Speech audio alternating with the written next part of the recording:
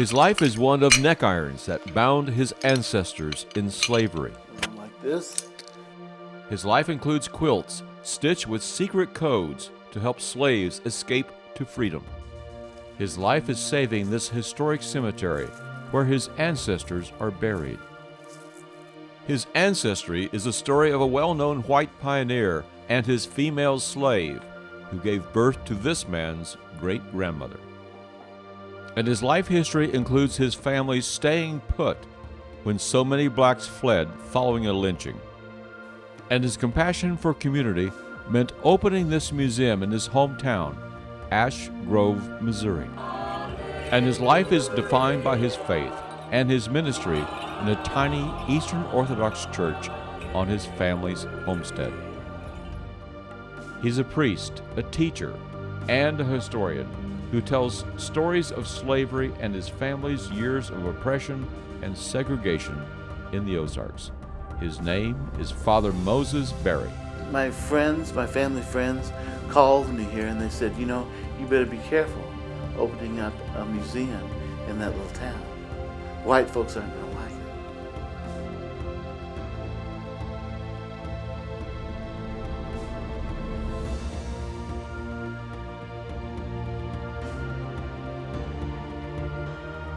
Hello, I'm Ed Filmer. In the year 2003, I spent time with Father Moses Berry to document his life, his history, and the many stories that only he can tell of his family, his past, his determination, and his love. This is a part of his larger story, a glimpse of his life he shared with me and many others who know him simply as Father Moses. On Main Street in Ash Grove, Missouri, Father Moses Berry arrives at his Ozarks Afro-American Heritage Museum. A tour group is to arrive soon, and he wants to make sure all of his historic artifacts are ready. The items on the walls and in cabinets are mostly from his own family. He's carefully preserved them all. My family held on to these things. His ancestors had taken great care to hand down their history to their next generation. Well, this is a history of the life and times of the African Americans who lived in this little town and other small towns around the Ozarks. This is filled with so much of the essence of the people who lived here. Well, this little museum in this little small space probably has more African American quilts, more telling quilts, which are quilts that had an encrypted code in there that taught slaves how to escape from captivity in the South to freedom in the North, and neck irons, and slave chains, and tools that were used by slaves than most places in the United States. My name is Father Moses Berry. The tour and the stories begin. It's an odd place for the museum because there aren't very many African American people who live here. But once there was a thriving community of African Americans who lived here. As a matter of fact, hundreds of African Americans lived here and worked in the lime kiln in the Ash Grove Portland Cement Company. This particular quilt is called the telling quilt. And telling quilts are quilts that had an encrypted code woven into the pattern that taught slaves how to escape from captivity in the South to freedom in the North. They called them telling quilts because they're stitched with a secret design that would give directions to slaves seeking freedom. On the so-called Underground Railroads, these quilts guided the way. There were many routes. Runaway slaves sneaked through the countryside at night. It was very dangerous. Sympathetic local citizens would light a candle in their window and throw these secretly coded quilts across their front porch banister. Telling quilts guided slaves to freedom. So they would know that they could find refuge in that home. So they'd wait until it was dark, and they would go to the house, and then the people from usually Quakers or other sympathetic white people would feed them and clothe them and get them ready for their next leg of the journey. I remember this one, and Grandma Berry used to say, "Come here, boy." And I'd come and she said, "Smell." I don't know. It seems like maybe I smelled something, but maybe I didn't. You know, in the Jewish tradition, they say that the mother is the one who breathes the spirit into the children. Father Moses' family dates back to the days before the Civil War, when slavery was legal in Missouri. His great-grandmother was the daughter of a slave woman. After freedom, the Berry family kept reminders of their captivity. Some examples of neck irons that were used during the Civil War days. This is a neck iron, and it went on like this, and when it goes around the neck, you clamp it around the neck, and this goes through here and acts as a padlock, and that's how they held them secure. Now, can you imagine having this on, moving from place to place? Of course, they wouldn't be this kind. Oh, it's a perfect fit. Perfect fit for you. We don't have to, no adjustments. And this went through like this, and that's how they held them. And there was a chain that went in between those two. Let your hands, and it connected here, and that's, so this is how a person would be confined in that situation. And it was a horrible thing. As the psalmist says, out of suffering comes freedom. Father Berry's family history included this site north of Ash Grove. It is the Nathan Boone Homestead State Park. Nathan Boone, youngest son of Daniel Boone, moved here with his slaves and homesteaded. He and one of his slave women had a child. That baby girl grew up to become Father Moses' grandmother, Caroline. My great-grandmother, Caroline Boone Berry, was born and raised here on the Boone plantation. Caroline was Nathan Boone's daughter. And so everybody in our family always knew that. As a matter of fact, I can remember my grandmother and my grandfather, because my grandfather's relatives were free black people. And he used to always tease my grandmother in a very loving way and said, well, your people are slaves, mine weren't.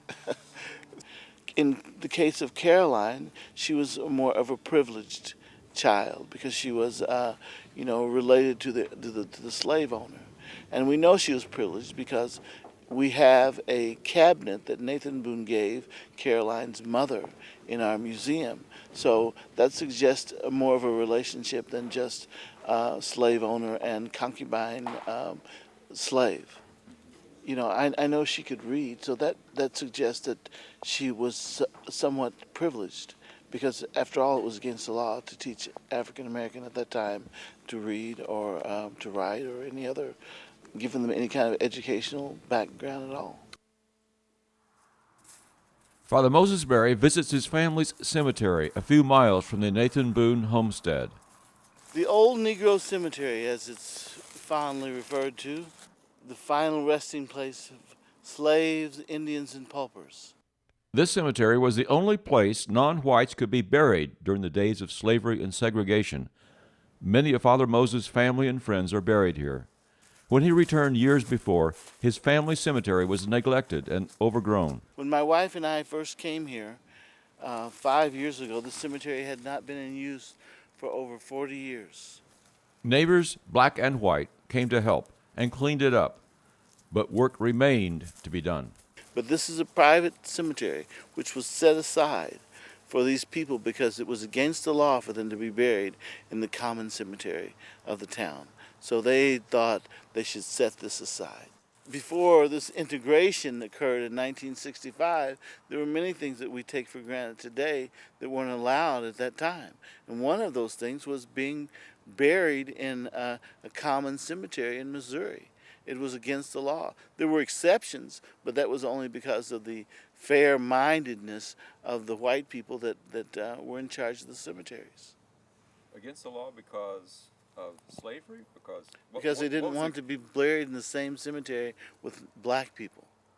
It's as simple as that. This is a foreign concept to people from our generation and from who have our sensibilities. But nonetheless, this is something that occurred, and not so long ago. I can remember being a young man, 1956, going to Jefferson City, Missouri to visit my grandparents. And we got down to Bagnell Dam. And we were little boys. I was 5 and my brother was 6. And we got there and we had to go to the bathroom. And we got outside the bus and there were 2 lines. One was for black and one was for white, or colored as they call it, and one was for white. And I remember my mother taking us into the colored line, and we were little kids. We didn't know any better. We had to go right then. And so my mother just took us out of that line, put us over in the white line, and people freaked out. All except for one very sweet, saintly white woman. And she said, "You let those boys go to the bathroom right now, or I'm closing down this bus line." So that was that was the real stout woman. That was the real woman. But at that time, we lived in a place, we lived in a time where there was separate and not equal. Time, neglect, and in Father Moses' belief, acid rain have taken a toll on the grave markers. This is one of his family members. It's in better shape than others. Some have deteriorated, and their inscriptions lost forever. I don't want them to fall off because that's when they break, you see. So we'll leave it here. Yeah, Marie Boone, born August the 5th, 1819. How is she related? She's my great grandmother.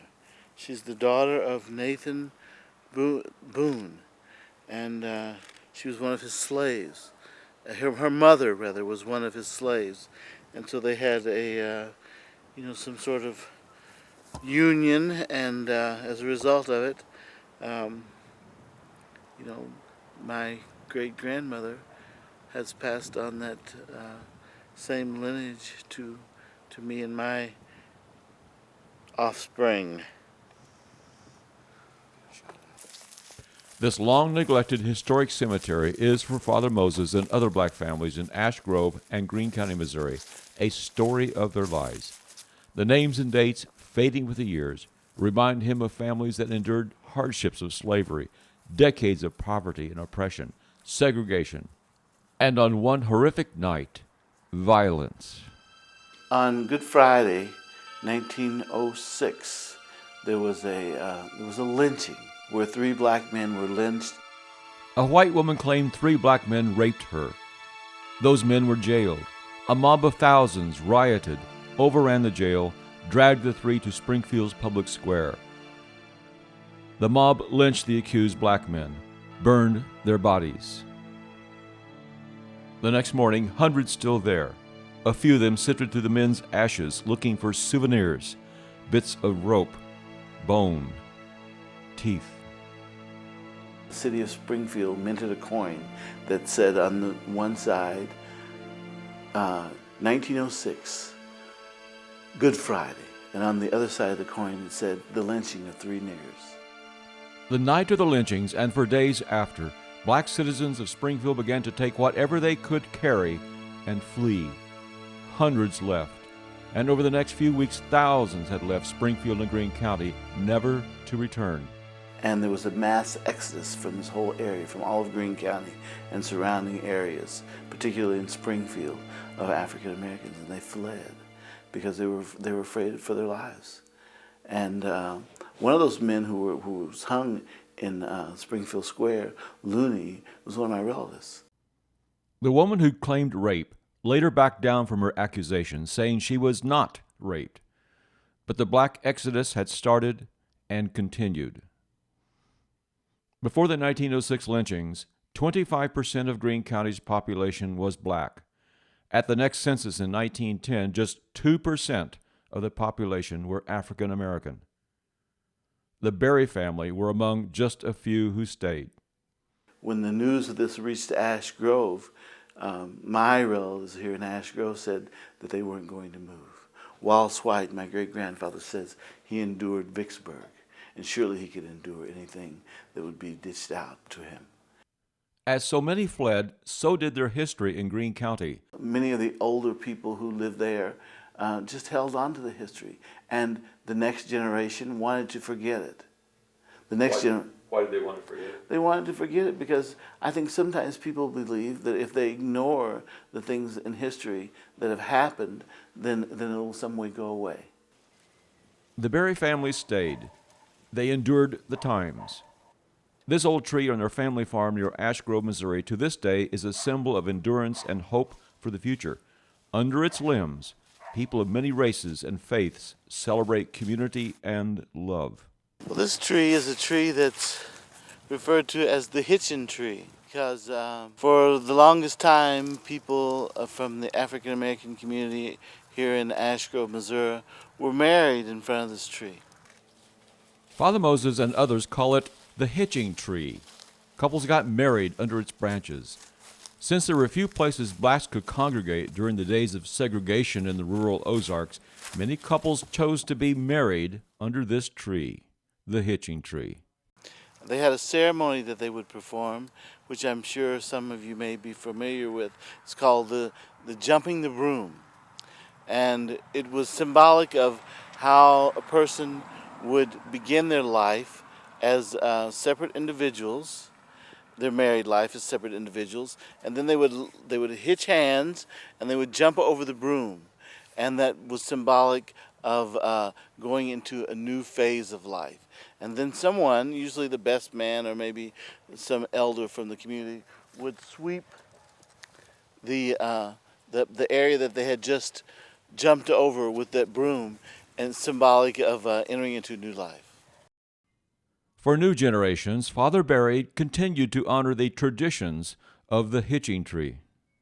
Well, I tell them that they must endure, that they must keep in mind that their life is more than this present moment, and that their life will be filled with all sorts of ups and downs.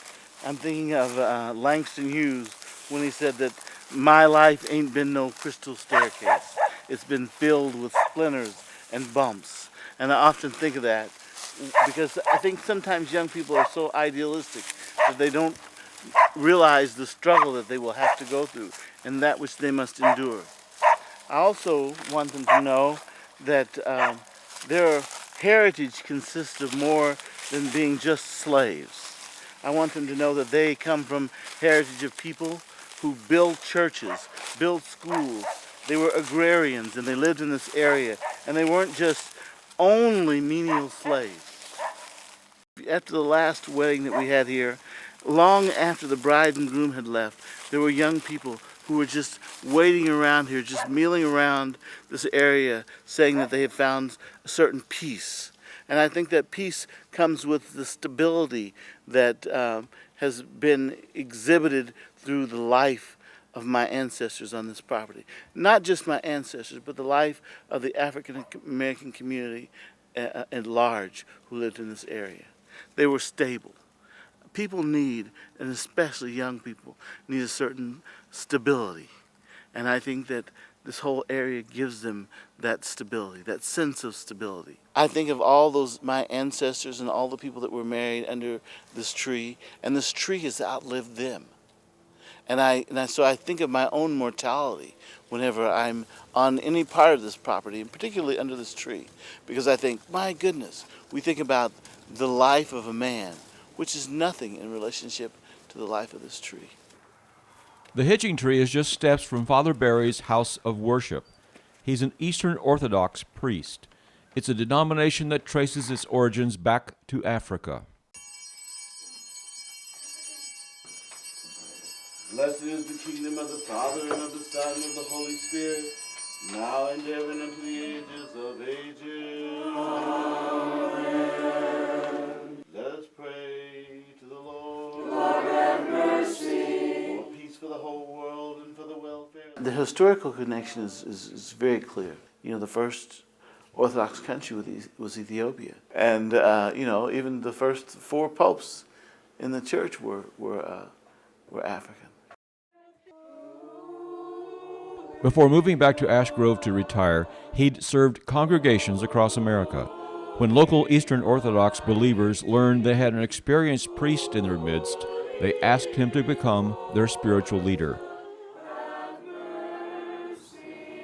Their house of worship was tiny, a prefabricated double-car garage. But in 2003, it was the only place holding Eastern Orthodox services in the Ozarks. They later built a larger church on the same grounds as their congregation grew. Father Moses Barry and his family. They were slaves who persevered. They are an African-American family in Greene County, Missouri, who take great pride in their roots. A family who chose to stay after the lynchings. to not flee when so many others did. And Father Moses chose to teach others about the often overlooked and mostly unknown black history of the Ozarks. He hung on to an intimate history of his family that he shared with anyone who visited and cared to listen. It's a heritage he preserved and cherished, the rare and precious collection of Father Moses Berry.